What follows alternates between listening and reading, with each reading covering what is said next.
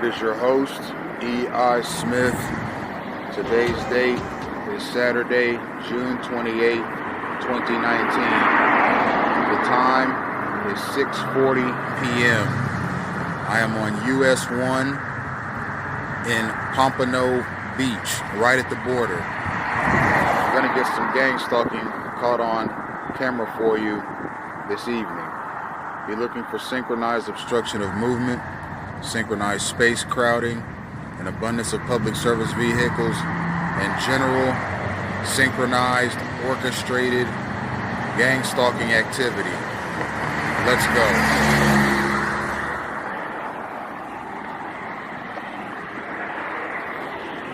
I have 24 minutes of recording time.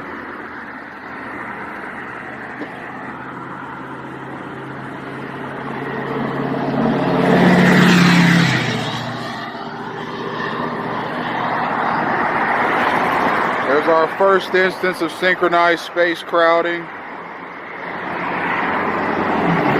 That is a South Florida cyclist that refuses to use the bike lane.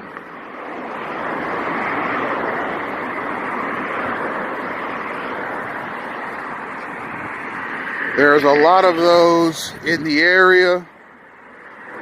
They are a part of a unit.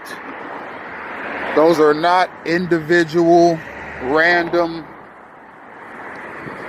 interactions. Those are contrived, derived, and that cyclist was at some point today instructed to ride past this particular spot at this particular moment for a reason that may or may not be known to him. But I do know the reason. That he was sent this way at this point in time, right here and now, and on the sidewalk rather than the bike lane, and that was to obstruct my movement. I've said in previous videos that principal gang stalkers control the action, and the street level gang stalkers take the orders. It's kind of like the Third Reich. The SS was told what to do. They didn't always know why. They were told to do this or that to populations in Germany and Poland. They just carried out the orders. But the ones doing the orchestrating, the ones making the commands, they were the master planners. They were the holders of the blueprint. And they were the ones that ultimately knew what the SS's actions were supposed to accomplish. Now, what are gang stalkers' actions supposed to accomplish? The complete and total destruction of the targeted individual, the destruction of their interpersonal relationships, the destruction of anything that resembles an education, the destruction of the target's work life, the destruction of their health, the destruction of their well-being, and ultimately the destruction of their psychological state, which will more or less equal an early death for the targeted individual. Now that was synchronized space crowding we just saw. That van did not dart in front of me, but that was synchronized space crowding because the very second, and you can go back and look at any video I've posted, it happens in every single one of my videos, the very second, not a minute before and not a minute after, but the very second I get to anything that resembles a driveway or crosswalk, there is a car coming to obstruct my path. That just happened with that white van. With that white work van, it was right there at the corner. It's the very second I got to the corner. That is synchronized, time, orchestrated gang stalking activity based on my direction and movement and speed. Right now I'm headed north on foot. I'm walking at about 3 miles an hour, and knowing that that is my direction and speed, the principal gang stalkers, the ones that do the orchestrating, can send waves of vehicles at me and tell them to make this turn or that turn based on my movements, direction, location, and speed. That is how they do it. You've never seen so much math and so much planning and so much strategy going into the harassment, obstruction, destabilization, disruption, and aggravation of one person. But you get to see it with me, because I intend on recording this gang stalking activity, namely the gang stalking campaign against my life, until it is fully dismantled and thrown into the trash can of history. Because this is a historical project. It is a historical movement. It is a historical set of actions.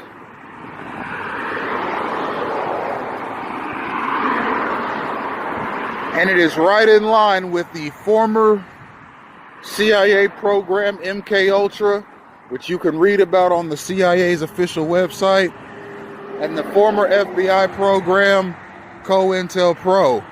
You can read about that on the FBI's official website.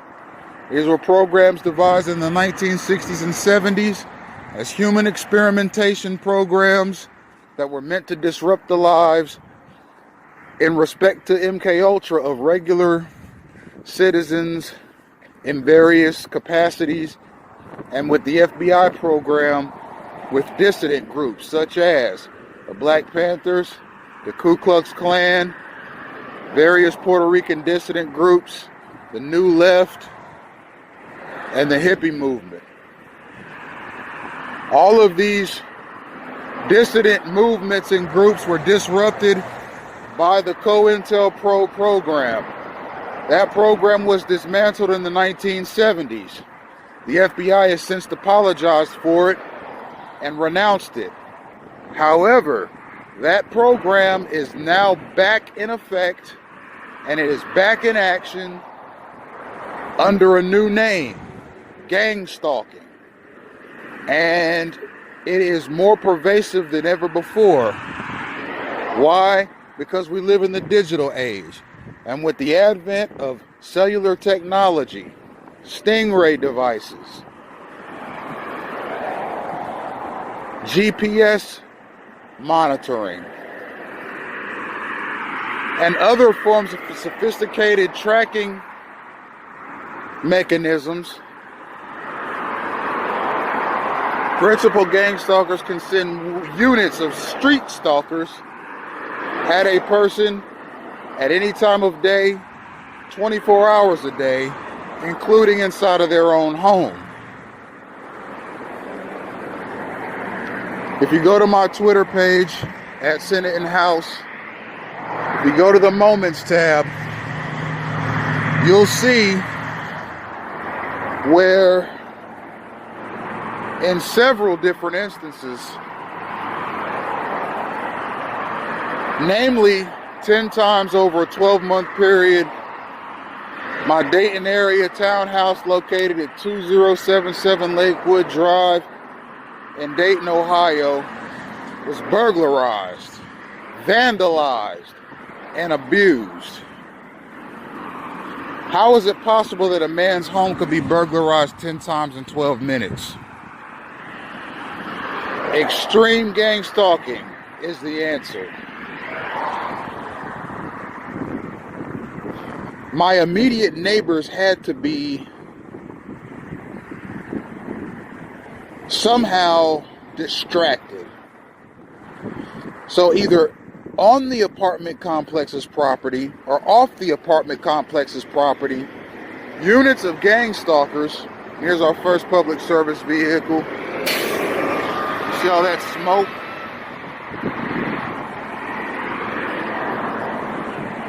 That's part of gang stalking, polluting the lungs of the targeted individual. So anyhow, my neighbors had to be distracted at some point so that the stalkers could enter my apartment with impunity and without consequence, damage my property, damage the apartment, and leave safely. How did they know I wasn't going to pull up in my car the minute they walked in? Well, because they knew where my exact location was. Not the people breaking and entering, but the principal gang stalkers that instructed the criminals to go into my apartment and vandalize it. The principal gang stalkers, the orchestrators, they knew what my location was. Maybe I was at University of Dayton. Maybe I was at the grocery store.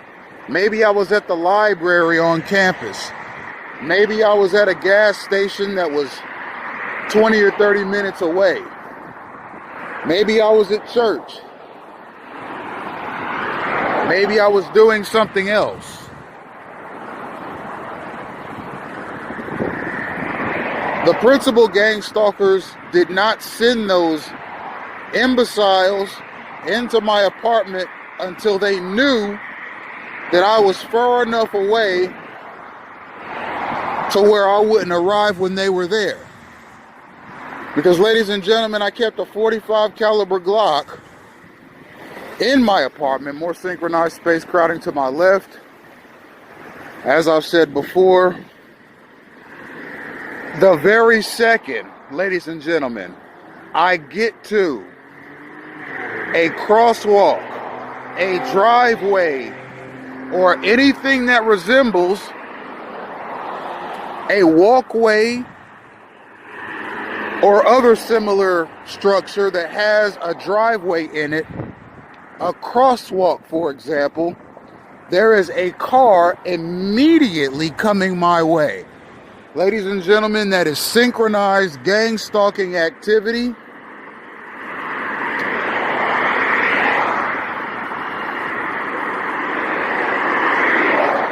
And it is meant to obstruct, annoy, and irritate the target. And ladies and gentlemen, these ignoramuses have succeeded in doing that. Now I want to talk about that BMW that nearly ran into me just now. That person may or may not have known that their actions were going to be obstructive to another person. That person in that car may or may not have known that the person that was getting ready to walk across that driveway was a targeted individual. But somebody knew. The principal gang stalkers knew. The orchestrators of this program knew. That's why they instructed that person to do what they were doing. Now, who knows what that person was told?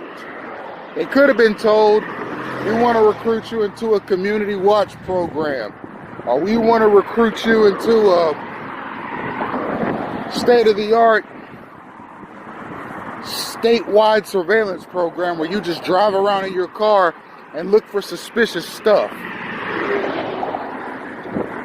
All you got to do is answer the call when we get in touch with you and leave when we tell you to leave. Yes, I realize that the difficulty in synchronizing a person to that degree to where every time they reach a certain location, they are nearly the subjects or the victims rather of a collision.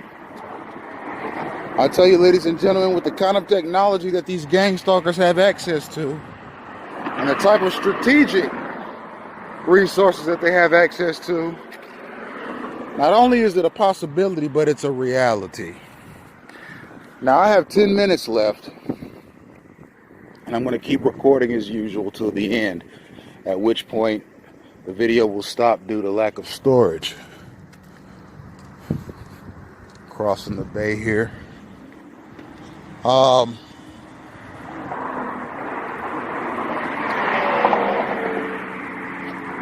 Cars speeding past like that, that's street theater.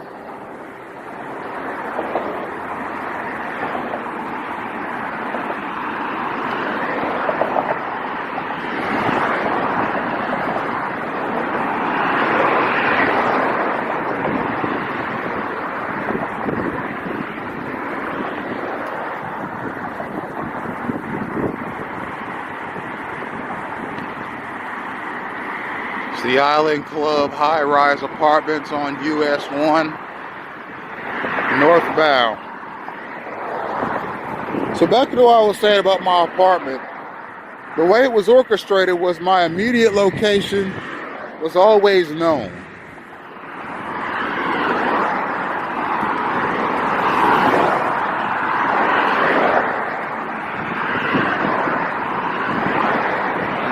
And the people vandalizing my apartment were giving a time frame based on my location. If I was relatively close, like maybe 30 minutes away, they say, okay, you got 10 minutes to vandalize this man's unit. If I were further away, like maybe 40 minutes away, they'd say you have 20 minutes to vandalize this man's unit. Then you leave right away. And the reason that they set it up like that was because I owned a .45 caliber Glock.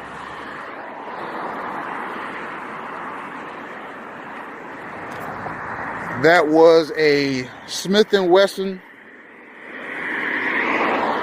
I had an extended clip that held 27 bullets, and I had laser sighting on it. I took it to the range once and used it to make sure that it shot good. And it shot great. And ladies and gentlemen, had I ever once came home and saw intruders in my apartment, damaging property, or doing anything that would constitute burglary, I would have pulled that gun out and I would have ended the lives of each and every one of them. More synchronized space crowding. Again, the very second that I get to a driveway or crosswalk or anything that resembles a walkway or a driveway in any capacity, there is a car there to immediately cut me off. That is obstructive, hateful, gang-stalking activity. And I intend on capturing every bit of it and posting it online for the general public to see and witness. Now you notice how there's not cars coming to stop that maneuver. They seem to always have a clear opening to cut me off. That has to do with the stoplights being rigged, and it also has to do with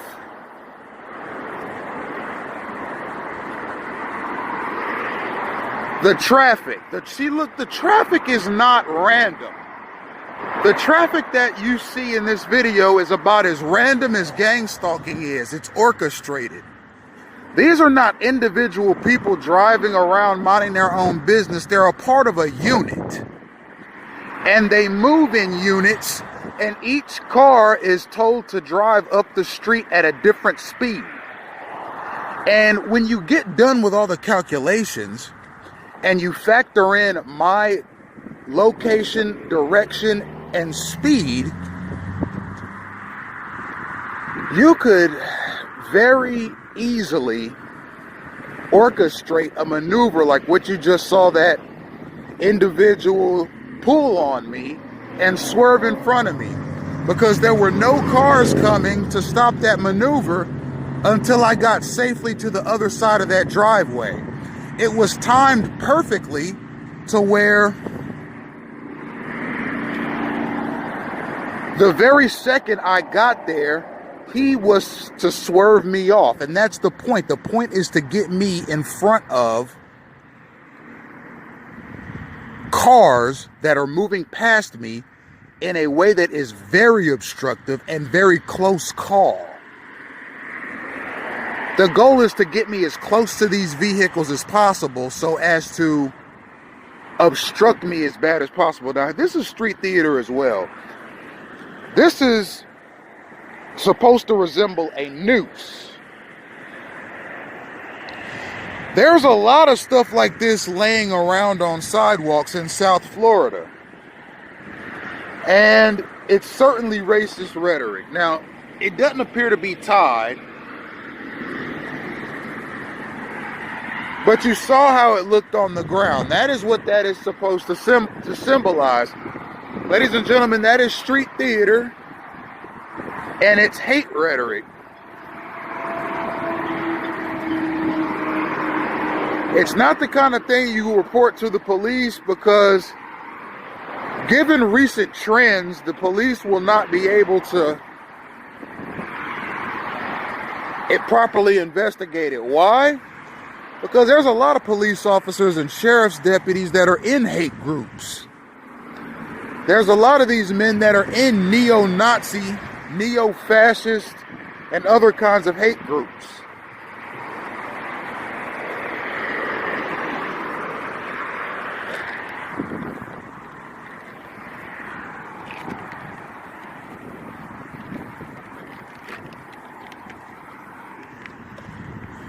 You see a lot of these laying around too, objects with barcodes on them. 2 minutes left of recording time. Looks like Haymanetics, RC2D, 500 milliliters, triple, CP2, CP2D /AS-3, Luca Trap RC system. It might have something to do with cancer treatment or something to do with leukemia. Triple blood bag unit with inline RC2D filter and sampling system. See, I've become very vigilant and I've become very watchful. And I've become very sensitive to signs, symbols, and gestures, especially as I'm walking. Now, if a principal gang stalker wanted to irritate me to no end, it would have been easy to have somebody place that rope there and make it look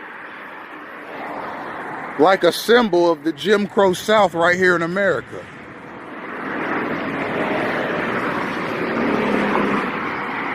And then walk off, ride off, or drive off. Just as I got to it.